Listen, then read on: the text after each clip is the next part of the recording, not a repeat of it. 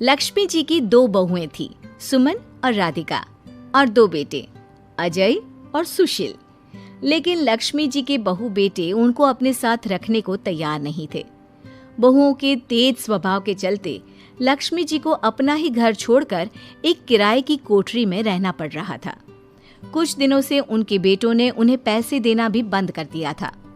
ऐसी स्थिति में लक्ष्मी जी ने अपनी जमा पूंजी से एक छोटी सी दुकान खोली। एक दिन शाम के वक्त, अजय सुनते हो, तुम्हारी माँ ने दुकान खोली है। दुकान अब इस उम्र में दुकान पर बैठेगी वो। अब क्या किया जा सकता है, माँ की तो बुद्धि सठिया गई है। मोहल्ले में मजाक बनाएंगे सब हमारा। अरे जेठ जी, इसमें परेशानी क्या है अगर सासू माँ ने दुकान खोली है? हाँ, राधिका ठीक तो कह रही है। अपनी दुकान पर बैठी रहेगी, कम से कम हमें परेशान तो नहीं करेंगी। हाँ, वैसे बात तो ठीक है। खुद के 2 पैसे कमाएंगी तो कभी कभार हमें जो खर्चा देना पड़ता है ना, वो भी देने से बच जाएंगे हम लोग। फिर किस बात की परेशानी, खोलने दो माँ को दुकान, हमें क्या। वैसे भी अपनी कोठरी में चुपचाप रह रही है ना, चाहे दुकान खोले या मॉल बनाए, हमें उससे क्या लेना देना। अगले दिन सुमन अपनी सास की दुकान पर पहुंचती है। सासू माँ, आपकी दुकान में शक्कर है क्या? शक्कर जरा 1 किलो दे दीजिएगा। हाँ हाँ बहू, है ना, लो बेटा, 1 किलो क्यों, 2 किलो ले जाओ। सोच लो सासू माँ, घाटा हो जाएगा आपको, पैसे नहीं देने वाली मैं। देखो सुमन, ये मेरी दुकान है और यहाँ पर जो भी कोई सामान खरीदने आता है उसे पैसे तो देने ही पड़ते हैं। अरे सासू माँ, ऐसा क्यों कर रही आप? अरे देखो ना, घर पर आपका बेटा और पोते पोती दूध में शक्कर डालने के लिए कब से इंतजार कर रहे हैं। जरा उनके बारे में तो सोचिए। अरे ऐसी बात है क्या? मुझे नहीं पता था। बहू एक काम करो, वैसे भी पहली बार आई हो ना, ये शक्कर तुम ऐसे ही ले जाओ, पैसे देने की जरूरत नहीं है। अगले दिन राधिका भी अपनी सास की दुकान पर पहुंचती है। प्रणाम सासू माँ, कैसी चल रही है आपकी दुकान? बस बेटा, जैसे तैसे करके काम चला रही हूँ। तुम बताओ, घर में सब राजी खुशी है ना? हाँ हाँ मम्मी जी, सब कुछ ठीक ठाक है। बताओ राधिका बहू, कैसे आना हुआ? कुछ काम था क्या? वो ना मम्मी जी, मुझे जरा 5 किलो आटा चाहिए था। मेरे पैर में ना बहुत दर्द है, इसलिए बाजार तक जाने में ना तकलीफ हो रही थी। घर पर बच्चे भूखे बैठे हैं, सोचा आपसे ही ले लेती हूँ। हाँ हाँ, क्यों नहीं बेटा, ये लो 5 किलो आटा ले जाओ। हाँ, लेकिन मम्मी जी, आपने जिठानी जी को शक्कर फ्री में दी थी, तो मुझसे भी पैसे तो नहीं लेंगी ना? हाँ, अच्छा ठीक है बेटा, कोई बात नहीं, तुम ऐसे ही ले जाओ, बच्चों से क्या पैसे लेना। माँ, इस महीने की तनख्वाह नहीं आई और आप तो अपनी बहू को जानती है ना, उसे शॉपिंग करनी है। जल्दी वापस लौटा दूंगा माँ।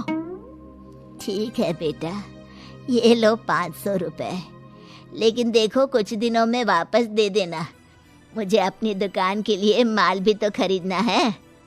हाँ हाँ ठीक है माँ, जल्दी पैसे लौटा दूंगा। बहुत दिनों तक अजय अपनी माँ लक्ष्मी के पैसे वापस नहीं देता और सुमन और राधिका बार बार किसी न किसी बहाने से अपनी सास लक्ष्मी की दुकान से बिना पैसे दिए खूब सारा सामान ले आती है, जिसकी वजह से लक्ष्मी को अपनी दुकान में बहुत घाटा होता है।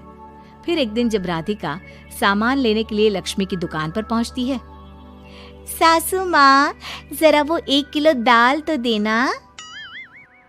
नहीं बहू, अब मैं तुम्हें या सुमन को कोई सामान फ्री में नहीं देने वाली। तुम लोगों ने कभी कोई मदद नहीं की मेरी, उल्टा मेरी दुकान से फ्री का सामान ले जाकर मुझे मुश्किल में डाल दिया है। लेकिन मम्मी जी, हम तो आपके बच्चे हैं ना। अगर इतना ही मेरे बच्चे हो तो फिर मुझे घर से बाहर क्यों निकाल दिया? देख बहू, अब मैं तुम्हें 1 रुपए का सामान भी फ्री में नहीं दूंगी, और जाकर सुमन को भी कह देना, आए दिन तुम्हारा पति मुझसे उधार ले जाता है और वापस भी नहीं लौटाता। राधिका गुस्से में घर वापस आती है। घर आने के बाद क्या हुआ राधिका, बहुत गुस्से में लग रही हो तुम? सासू माँ की दुकान पर गई थी ना? सासू माँ का तो कुछ करना पड़ेगा, जब से ये दुकान खोलकर बैठी है। अक्कड़ तो देखो उनकी। अरे लेकिन हुआ क्या है? होना क्या है, दाल लेने गई थी, मुझे 4 बातें सुनाकर उल्टा भेज दिया, कुछ दिया भी नहीं। ये तो सासू माँ ने ठीक नहीं किया। देखो मेरे पास ना एक बहुत अच्छा प्लान है। कैसा प्लान भाभी? हम अपनी सासू माँ की दुकान में किसी चोर से कहकर चोरी करवा देते हैं और सारा सामान अपने घर मंगवा लेंगे। उसके बाद हमारे पास फ्री में सामान भी आ जाएगा और सासू माँ की अकल भी ठिकाने आ जाएगी। ठीक है भाभी, मैं आपका पूरा साथ दूंगी। आप जल्दी से ये काम करवा दीजिए। और 2 दिनों के बाद सुमन और राधिका एक चोर से मिलकर लक्ष्मी की दुकान में चोरी करवा देते हैं। हे भगवान, ये क्या हो गया? इस उम्र में जैसे तैसे अपना गुजारा कर रही थी, लेकिन चोर मेरा सारा सामान लेकर चले गए। अब क्या होगा? तभी वहां पर राधिका और सुमन पहुंच जाती है। क्या हुआ सासू माँ, बहुत दुखी लग रही हैं आप? अरे क्या बताऊं, मेरी दुकान का सारा माल चोरी हो गया। अब अगर आप अपने ही बहू बेटे को सामान नहीं देंगी तो ऐसा तो होगा ना सासू माँ। अब राधिका की बात सुनकर लक्ष्मी को यकीन हो जाता है कि इस चोरी के पीछे कहीं न कहीं उसकी दोनों बहुओं का ही हाथ है। लक्ष्मी एक प्लान बनाती है। पैसे उधार लेकर अपनी दुकान में फिर से खूब सारा सामान ले आती है। अरे भाभी, देखा आपने, सासू माँ की दुकान तो फिर से सामान से भर गई है। हाँ वही तो, मैं तो सोच रही थी कि एक बार में उनकी अकल ठिकाने आ जाएगी, पर लगता है फिर से कुछ करना पड़ेगा। लेकिन अब हम क्या कर सकते हैं? अरे वही जो हमने पहले किया था।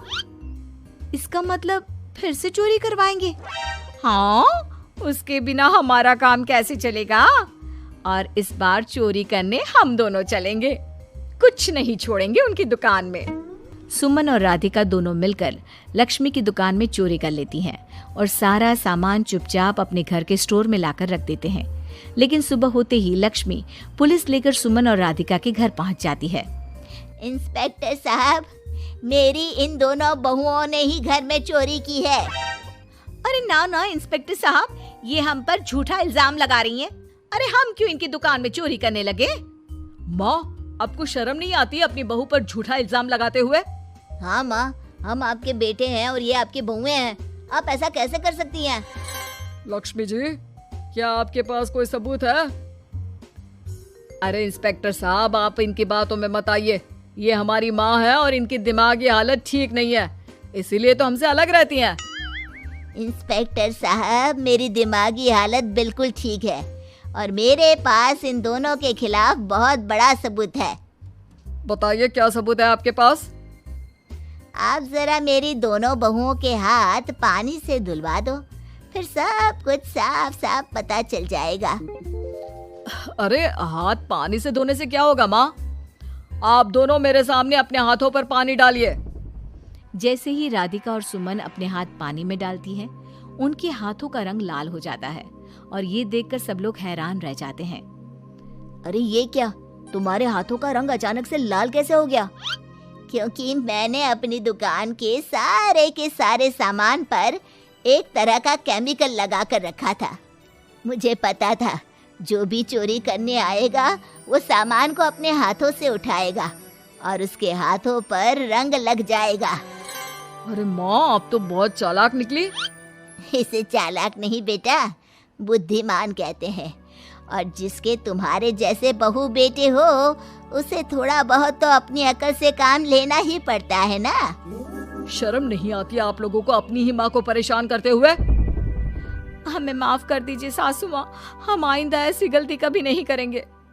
और हाँ, आपको अपने साथ रखेंगे, आपकी सेवा करेंगे और पूरी इज्जत भी देंगे। हमें माफ कर दीजिए।